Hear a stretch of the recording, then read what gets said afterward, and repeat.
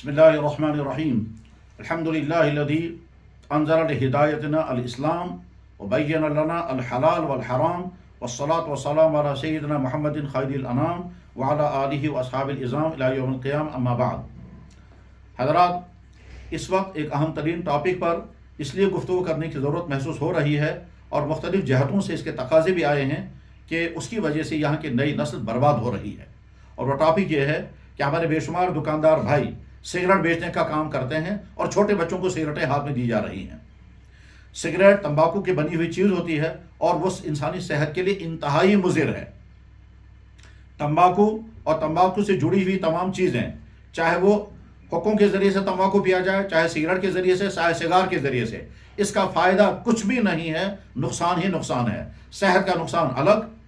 پیسوں کی بربادی کا نقصان الگ، اور صحت کا نقصان جب ہم دیکھتے ہیں تو کتنی بیماریاں ہیں جو اس سگریٹ اور تمباکو کے ساتھ جڑی ہوئی ہیں، اس کے لیے باقاعدہ کتابیں لکھی گئی ہیں اور وہ کتابیں پڑھنے کی ضرورت ہے کہ تمباکو نوشی اور سگریٹ نوشی اور سموکنگ کی وجہ سے کتنی بیماریاں ہوتی ہیں۔ منہ کی بیماریاں، گلے کی بیماریاں، لنگس کی بیماریاں، سینے کی بیماریاں، معدے کی بیماریاں اور نروس سسٹم کی بیماریاں، اور اسی طرح سے ڈائجسٹو سسٹم کے متاثر ہونے کی بیماریاں کتنی ہوتی ہیں، یہ میڈیکل کا چیپٹر ہے، وہاں جا کر کے پڑھی جا سکتی ہیں۔ تو سگریٹ نوشی انتہائی مضر ترین اور بالکل غیر مفید ترین عمل ہے۔ شرعی طور پر بھی اس پہ سخت ترین اعتراضات ہیں کہ سگریٹ نوشی سے انسان پرہیز کرنے چاہیے، اس لیے بے شمار خطوں میں سگریٹ نوشی پر سخت پابندی ہوتی ہے، اور کچھ ایریے بھی ایسے ہوتے ہیں جہاں سگریٹ نوشی کی اجازت نہیں دی جاتی۔ اس وقت جو خاص طور پر بات عرض کرنی ہے وہ یہ کہ ہمارے بے شمار دکاندار بھائی چھوٹے بچوں کو سگریٹیں دے رہے ہیں، اور اس کے نتیجے میں چھوٹے چھوٹے بچے جو ہیں وہ سگریٹ نوشی کا شکار ہو رہے ہیں۔ غور کیا جانا چاہیے کہ سگریٹ نوشی تو بڑوں کے لیے مضر ہے، تو جب چھوٹے بچے سگریٹ لیں گے اور تو اس کے نتیجے میں چھوٹے بچوں کا کیا برا حال بنے گا، اس کے لیے متعلق بہت زیادہ فکر مندی کی ضرورت ہے۔ تو دکاندار حضرات ایسے چھوٹے بچوں کو سگریٹیں ہرگز نہ دیں جو معصوم ہیں اور بچے ہیں، اور آپ محسوس کر رہے ہیں کہ چھوٹا بچہ جو ہے،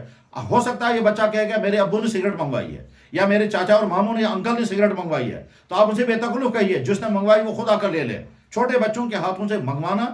دراصل ان کو اس کو ترغیب دینا ہے کہ تم اس میں مبتلا ہو جاؤ۔ چنانچہ جب ایسے واقعہ سامنے آئے کہ چھوٹا معصوم بچہ 8 یا 9 سال کا، 10-11 سال کا بچہ جو ہے وہ کینسر کا شکار ہو گیا، اور وجہ اس کی یہ، اس کے گھر والے اس کو سگریٹ لینے کے لیے بھیجتے تھے، وہ وہاں سے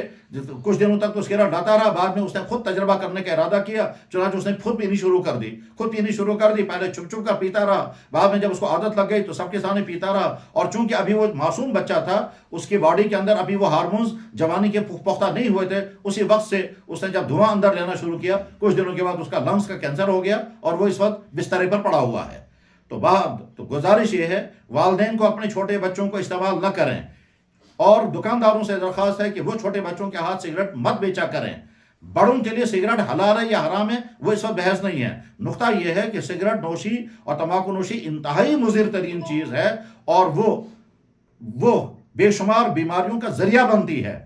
اور خاص طور پر جب نئی نسل کو اس میں مبتلا کیا جائے گا، اس کے بعد یہ نوجوان بچہ جو ہے آگے چل کر کسی کام کا قابل نہیں رہے گا، اس کا دماغی سسٹم متاثر ہوگا، اس کا معدے کا سسٹم متاثر ہوگا، اس کا ڈائجسٹو سسٹم متاثر ہوگا، اس کا سانس کا نظام سارا درم برم ہوگا، اس کا جگر میں متاثر ہوگا، اور اس کے لنگس بھی متاثر ہو جائیں گے، حتیٰ کہ اس کی آواز بھی بدل جائے گی۔ یہ سارے مضر اثرات ہوتے ہیں، تو اپنے بچوں کو سگریٹ نوشی کے وبا سے بچانے کی فکر کریں۔ اللہ کرے کہ یہ پیغام ان بھائیوں تک پہنچے جو بھائی اس میں کسی طرح سے بھی مبتلا ہیں، چاہے وہ دکاندار حضرات ہوں، اور چاہے وہ والدین ہوں، چاہے وہ ٹیچرز ہوں۔ ایسا بھی پایا گیا کہ اسکول کے ٹیچر جو ہیں وہ چھوٹے بچوں کو کہتے ہیں سگریٹ میرے لیے لاؤ۔